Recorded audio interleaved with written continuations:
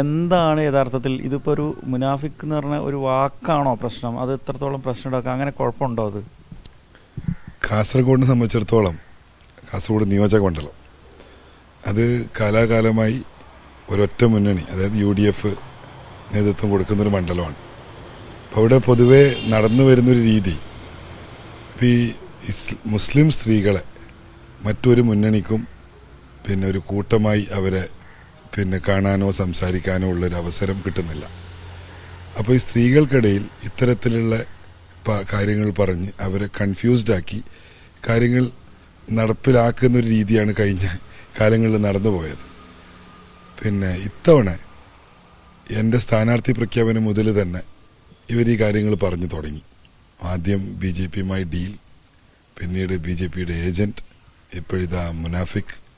ഇനി 3 ദിവസം ഉണ്ടല്ലോ. അപ്പം ഇതിലും കടുത്ത വാക്കുകൾ അവർ ഡിക്ഷണറിയിൽ തപ്പിക്കൊണ്ടിരിക്കുകയായിരിക്കും. അത് കാസർഗോഡ് മാത്രം നടക്കുന്ന ചില കാര്യങ്ങളാണ്. അതിലവർക്ക് നല്ലൊരു പരിധി വരെ അവർക്ക് മുന്നോട്ട് പോകാൻ കഴിഞ്ഞ കാലങ്ങളിൽ സാധിച്ചിട്ടുണ്ട്. പക്ഷെ ഇത്തവണ പിന്നെ ജനങ്ങൾ പൊതുവെ വികസനത്തിനാണ് അവർ കൂടുതൽ പ്രാധാന്യം കൊടുക്കുന്നത്.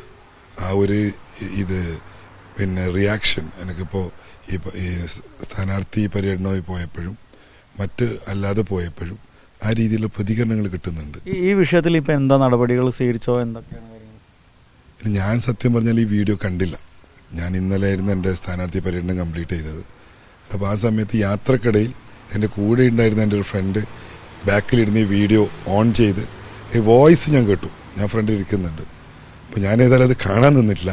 പക്ഷേ ഫേസ്ബുക്കിൽ എന്തോ അവരെ ഫോട്ടോ കണ്ടു. എനിക്ക് ഈവൻ ആ ലേഡിയുടെ പേരെന്താണെന്ന് പോലും അറിയില്ല.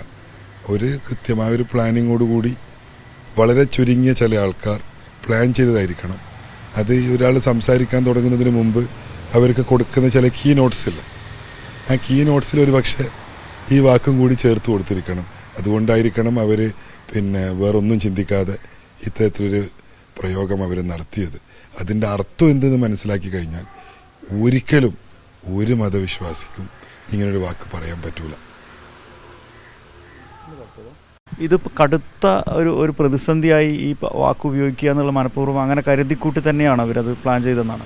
അതായത് ഈ മുനാഫിക് എന്ന് പറയുന്ന പ്രയോഗം ശരിക്കും പറഞ്ഞാൽ ഇസ്ലാം മതവിശ്വാസികൾക്കിടയിൽ വലിയ രീതിയിലൊരു കൺഫ്യൂഷൻ ഉണ്ടാക്കുന്ന ഒരു വാക്കാണ് അവർ ഉപയോഗിച്ചിട്ടുള്ളത്. അപ്പോൾ കൂടെ നിന്ന് പറ്റിക്കുന്നവൻ, മറ്റ് വേറെ എതിർപക്ഷത്തുള്ള ആൾക്കാരോടൊപ്പം നിന്ന് ഇവരെ ബുദ്ധിമുട്ടിക്കാൻ വരുന്ന ഒരാൾ, ആ ഒരു തലത്തിൽ ഈ പെണ്ണുങ്ങളിടയിൽ ഇതിനെ പറഞ്ഞ് പ്രചരിപ്പിച്ച്, ഞാൻ നേരത്തെ പറഞ്ഞല്ലോ നമുക്ക് ഈ മുസ്ലിം സ്ത്രീകളെ അങ്ങനെ അഭിസംബോധന ചെയ്യാൻ നമുക്കൊരവസരം കിട്ടുന്നില്ല. അതിനവർ പരമാവധി പ്രയോജനപ്പെടുത്തുകയും ചെയ്യുന്നുണ്ട്. അപ്പോൾ ഇതിലൂടെ പിന്നെ ഇത് ഷാനവാസിന് ഒരു അട്ടിമറി ഉണ്ടെങ്കിൽ ആ അട്ടിമറിയെ അട്ടിമറിക്കാനാണ് ഇതുപോലുള്ള പ്രയോഗങ്ങൾ അവർ നടത്തുന്നത്.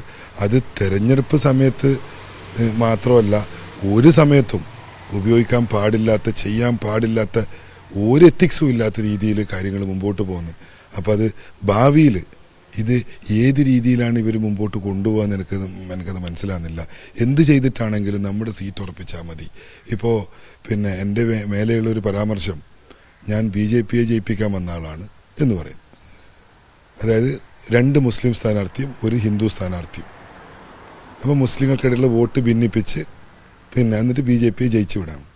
മറിച്ച് പാലക്കാട് എത്തുമ്പോൾ പറയുന്നത് അവിടെ 2 ഹിന്ദു സ്ഥാനാർത്ഥിയും 1 മുസ്ലിമും മത്സരിക്കുമ്പോൾ ആ മുസ്ലിം വോട്ട് മുഴുവനും ഒരാൾ പിടിച്ചിട്ട് BJPക്ക് സഹായിക്കാനാണ്. അപ്പോൾ പറയും ഏതെങ്കിലും ഒരു സ്ഥലത്ത് നിൽക്കണ്ടേ? അവിടെ ഒരാൾ മത്സരിച്ചാലും പ്രശ്നം, ഇവിടെ 2 ആൾ മത്സരിച്ചാലും പ്രശ്നം.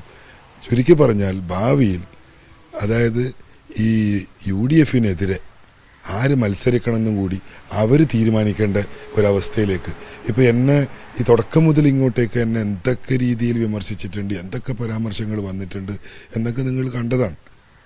പക്ഷെ ഇങ്ങനെയാണ് കാര്യങ്ങളെങ്കിൽ ഇനിയൊരു തെരഞ്ഞെടുപ്പ് വന്നാൽ ശരിക്കും പറഞ്ഞാൽ പേടിയാവും എങ്ങനെ ഈ ഒരു ഇലക്ഷൻ പീരീഡ് എങ്ങനെ നമ്മളതൊന്ന് കഴിച്ചു കൂട്ടും. അത് ഇലക്ഷൻ ചട്ടത്തിനെതിരാണ്. ആ വിഷയത്തിലൊരു പരാതി കൊടുത്തിട്ടുണ്ട്. അതല്ലാതെ വ്യക്തിപരമായി പിന്നെ എനിക്ക് ആ ലേഡിയുടെ പേരും അറിയില്ല, ഏതോ ഒരു കോളേജിലെ പ്രിൻസിപ്പളാണെന്ന് പറഞ്ഞു. പിന്നെ അപ്പോൾ വ്യക്തിപരമായി അവരെ ഭാഗത്തുനിന്ന് പിന്നെ അവരിൽ നിന്ന് വന്ന ഒരു മിസ്റ്റേക്ക്, അവർ അറിവില്ലായ്മ കൊണ്ടാണ്. ഞാൻ സ്ത്രീകളെ വളരെയധികം ബഹുമാനിക്കുന്ന ഒരാളാണ് ഞാൻ. അപ്പോൾ അത്തരത്തിലൊരു പരാതി അവരെ മേലെയില്ല. പക്ഷേ ഈ ഇലക്ഷൻ സമയത്താകുമ്പോൾ സ്വാഭാവികമായും അത് ഇലക്ഷൻ ചട്ടത്തിനെതിരാണ്. അതിനെതിരൊരു പരാതി LDF കൊടുത്തിട്ടുണ്ട്.